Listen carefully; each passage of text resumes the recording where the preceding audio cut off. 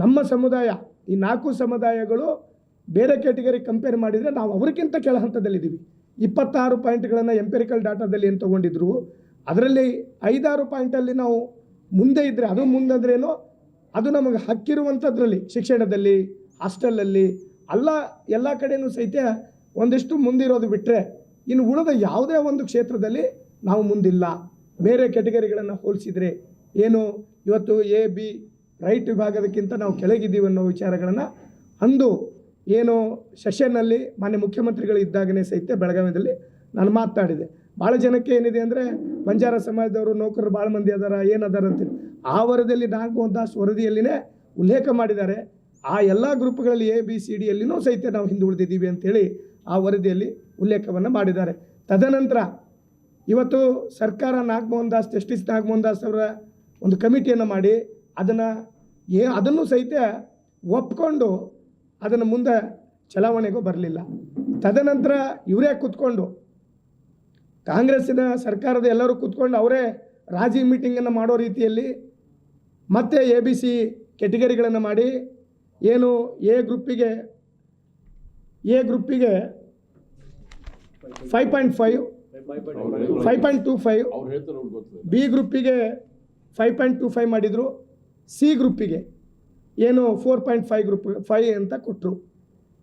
ನಾಗಮೋಹನ್ ದಾಸರು 17 ತೊಗೊಂಡಿದ್ರು, ಮತ್ತು ಇದನ್ನು 15ಕ್ಕೆ ತಂದು ಒಂದು ಪರಿಶಿಷ್ಟ ಜಾತಿಯವರಿಗೆ ಏನು 2% ಇನ್ಕ್ರೀಸ್ ಮಾಡಿದ್ರು ಮೀಸಲಾತಿ, ಅದನ್ನು ಸಹಿತ ಹಿಂದಕ್ಕೆ ತೊಗೊಂಡು ನಮ್ಗೆ ಅನ್ಯಾಯ ಮಾಡೋದು ಒಂದಾಯಿತು. ಎರಡನೇದಾಗಿ ಅದೇ ರೀತಿ ಪರಿಶಿಷ್ಟ ಪಂಗಡಕ್ಕೂ 7 ಇದ್ದಿದ್ದನ್ನು ಮತ್ತೆ 3ಕ್ಕೆ ಯಥಾಸ್ಥಿತಿಗೆ ತಂದು ಅಲ್ಲಿ ಅನ್ಯಾಯ ಮಾಡಿರುವಂಥದ್ದು. ಈ ಥರ ಅನ್ಯಾಯವನ್ನು ಮಾಡಿ ಇದಕ್ಕಿಂತ ಹೆಚ್ಚಾಗಿ ಇವತ್ತು ಎ ಬಿ ಗ್ರೂಪ್ಗಳಲ್ಲಿ ನಮಗೆಲ್ಲ ಎ ಬಿ ಸಿ ಕೆಟಗರಿಗಳನ್ನು ಮಾಡಿ ಒಳ ಮೀಸಲಾತಿ ಜಾರಿಗೆ ಮಾಡಿದರು.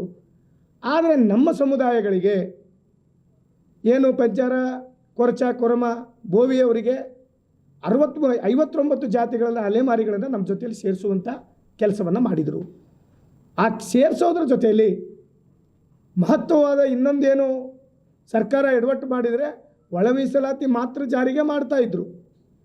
ಆದರೆ ಈ ಸರ್ಕಾರ ನಮ್ಮ ಸಮಾಜಗಳಿಗೆ ಅನ್ಯಾಯ ಮಾಡುವ ದೃಷ್ಟಿಯನ್ನು ಇಟ್ಕೊಂಡು ಒಳ ಮೀಸಲಾತಿಯಲ್ಲಿ ಮತ್ತೊಂದು ಒಳ ಮೀಸಲಾತಿಯನ್ನು ಜಾರಿಗೆಯನ್ನು ಮಾಡಿದರು. ಒಳ ಮೀಸಲಾತಿಯಲ್ಲಿ ಮತ್ತೊಂದು ಒಳ ಮೀಸಲಾತಿ ಏನು ಇವತ್ತು ಅಲೆಮಾರಿಗಳಿಗೆ ಇವತ್ತು ನಮ್ಮ ಜೊತೆಯಲ್ಲಿ ಸೇರಿಸ್ಕೊಂಡ್ರು. 4 ಜಾತಿ ಪ್ಲಸ್ 59 ಜಾತಿ ಅಲೆಮಾರಿಗಳನ್ನು ಸೇರಿಸಿ 63 ಜಾತಿಗಳಿಗೆ 4% ಮಾಡಿದರು. ಅದರಲ್ಲಿ ಮತ್ತೆ ನಮ್ಮ ಸಮುದಾಯಕ್ಕೆ ಅದರಲ್ಲಿ 1% ಅಲೆಮಾರಿಗಳಿಗೆ ಸಪ್ರೇಟಾಗಿ ಇನ್ನೊಂದು ಒಳ ಮೀಸಲಾತಿ ಜಾರಿಗೆ ಮಾಡಿ ಈ 63 ಜಾತಿಗಳಿಗೆ ಅನ್ಯಾಯ ಮಾಡಿರುವಂಥದ್ದು ಈ ಸರ್ಕಾರ ಅನ್ಯಾಯವನ್ನು ಮಾಡಿದೆ. ಅದರ ಜೊತೆಯಲ್ಲಿ ನೇಮಕಾತಿಯಲ್ಲಿ ಪ್ರತಿಯೊಂದು ನೇಮಕಾತಿಯನ್ನು ಏನು ಮಾಡ್ತಾ ಇದ್ದಾರೆ, ಎಲ್ಲರೂ ಸಹಿತ ಕೋರ್ಟಿಗೆ ಹೋಗ್ತಾರೆ. ತಾವೆಲ್ಲ ನೋಡ್ತಾ ಇದ್ದೀರಿ. ಈಗ ಆಲ್ರೆಡಿ 50,000 ರಿಂದ 56,000 ನೇಮಕಾತಿಯನ್ನು ಮಾಡ್ಕೋಬೇಕಂತೇಳಿ ಸರ್ಕಾರ ನಿರ್ಣಯ ತಗೋತಾ ಇದೆ. ಆ ನಿರ್ಣಯಗಳು ಹೇಗೆ ತಗೋತಾ ಇದೆ ಅಂದರೆ ಯಾರಾದರೂ ಕೋರ್ಟಿಗೆ ಹೋದ್ಕೊಳ್ಳಿ ಅದನ್ನು ನಿಲ್ಲಿಸ್ಬಿಡೋದು, ಯಾವುದನ್ನು ಅದನ್ನು ಸಮಾಧಾನವಾಗಿ ಕರೆಸಿ ಅದನ್ನು ಸರಿಪಡಿಸ್ಬೇಕನ್ನೋ ಇಚ್ಛೆಯಲ್ಲಿಲ್ಲ. ತಾವೆಲ್ಲ ನೋಡಿದ್ದೀರಿ. ಅಂದು ಏನು ಕೊಟ್ಟಿದ್ರು, ಮೊದಲ ಅವ್ರಿಗೇನು 5.25 ಕೊಟ್ಟಿವಿ, ಅವ್ರು ಕೊಟ್ಬಿಡ್ರಿ, 1 ಕೊಟ್ಬಿಡ್ರಿ. ಆಮೇಲೆ ಇನ್ನೊಂದು 50 ವರ್ಷ ಆದಮೇಲೆ ಬಿದವ್ರು ಬರ್ತಾರೆ, ಆಮೇಲೆ ಸಿದವ್ರು ಬರ್ತಾರೆ. ಅಂದರೆ ಒಂದು 100 ವರ್ಷ ಏನು ಬಿ ಆ್ಯಂಡ್ ಸಿ ಈ ಕೆಟಗರಿಗರಿಗೆ ಏನೂ ಸಿಗದೇ ರೀತಿಯಲ್ಲಿ ಒಳ ಮೀಸಲಾತಿಯನ್ನು ಜಾರಿಗೆ ಮಾಡಿದರು ಮತ್ತು ರೋಸ್ಟರ್ ಪದ್ಧತಿಯನ್ನು ತಂದರು. ಆವಾಗ ನಾವು ಸರ್ಕಾರಕ್ಕೆ ಮನವಿಯನ್ನು ಮಾಡ್ಕೊಂಡಿದ್ವಿ, ನೀವು ಪ್ರತಿಯೊಂದು ಡಿಪಾರ್ಟ್ಮೆಂಟ್ ವೈಸ್ ಹುಡ್ಕೊಂಡು ಹೋದರೆ ಈ 101 ಜಾತಿಯವರಿಗೆ ದೊಡ್ಡ ಘೋರ ಅನ್ಯಾಯವನ್ನು ಮಾಡ್ತೀರಿ. ಏನೋ ಸಿಂಗಲ್ ಯೂನಿಟ್ ಥರ ನೀವು ರೋಸ್ಟರನ್ನು ಮಾಡಿ, ಸಿಂಗಲ್ ವಿಂಡೋ ಪದ್ಧತಿಯಲ್ಲಿ ಮಾಡಿ ಅಂತ ಹೇಳಿದ್ವಿ ನಾವು.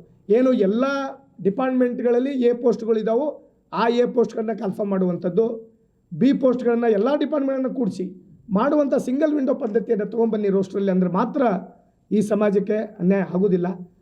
101 ಜಾತಿಯವರಿಗೂ ಸಹಿತ ಸಮಾಧಾನ ಆಗ್ತದೆ ಈ ರೋಸ್ಟರ್ ಪದ್ಧತಿ ಅಂತ ಅಂದ್ವಿ.